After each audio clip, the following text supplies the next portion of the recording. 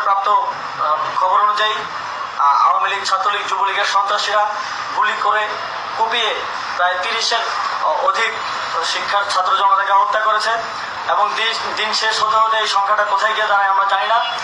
এরই প্রেক্ষিতে আমরা একটি সিদ্ধান্ত নিয়েছি, আমাদের একটি জরুরি সিদ্ধান্ত মোতাবেক আমাদের যে 6 তারিখের যেই লং মার্চ টু ঢাকা কর্মসূচি ছিল সেটাকে আমরা একদিন এগিয়ে নিয়ে এসেছি, অর্থাৎ আগামীকাল 5ই অগস্ট সারা দেশের মুক্তিকামী জনতাকে ঢাকার উদ্দেশ্যে রওনা হওয়ার জন্য আমরা আহ্বান জানাচ্ছি।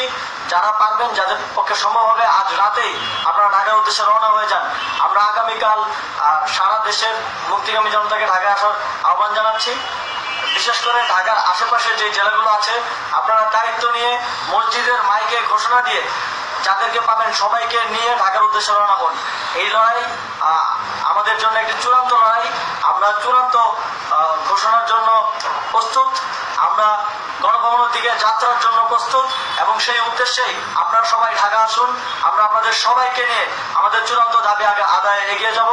আমি জানি না সমন্বয়করা আজকে রাতে বেঁচে থাকতে পারবে কিনা, কিন্তু আপনাদের উপর আমরা এই দায়িত্ব দিচ্ছি।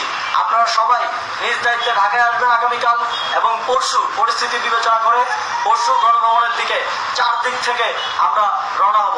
আমরা খুব আতঙ্কের সাথে লক্ষ্য করছি যে ছাত্রলীগ, যুবলীগ এবং আওয়ামী লীগের গুন্ডারা পুলিশের অস্ত্র দিয়ে পর্যন্ত সাধারণ জনগণের উপর হামলা করছে। কিন্তু একটি সুখের খবর হচ্ছে সারা দেশের বিভিন্ন স্থানে সেনাবাহিনী ছাত্র জনতার পক্ষে দাঁড়িয়েছে।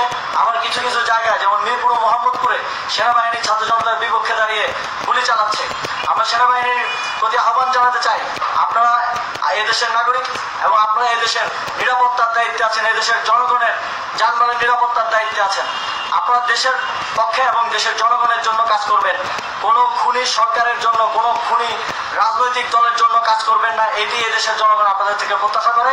আমাদের এই আন্দোলনে সম্পূর্ণ সমর্থন দিয়ে হয় নিরপেক্ষ থাকুন অথবা এই খুনি বাহিনীকে, সরকারের খুনি বাহিনীকে প্রতিহত করুন, তাদেরকে যথাযথ শাস্তির আওতায় নিয়ে আসুন।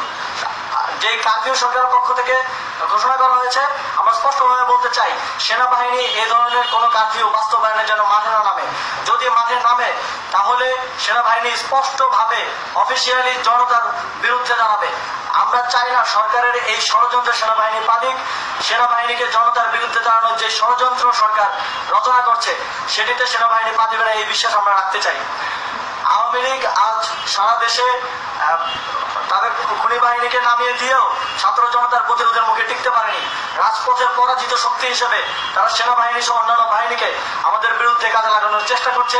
এই চেষ্টাকে, এই ষড়যন্ত্রকে ব্যর্থ করতে হবে এবং আগামীকাল সারা দেশে মসজিদে মসজিদে ঘোষণা দিয়ে ঢাকার উদ্দেশ্যে আপনারা রওনা হন। প্রত্যেকটি পরিবার থেকে অন্ততপক্ষে একজনকে ঢাকার উদ্দেশ্যে রওনা করে দিন, এই ইতিহাসের সাক্ষী হতে, একটি নতুন বাংলাদেশের অভ্যুদয় ঘটানোর একজন কর্মী হতে।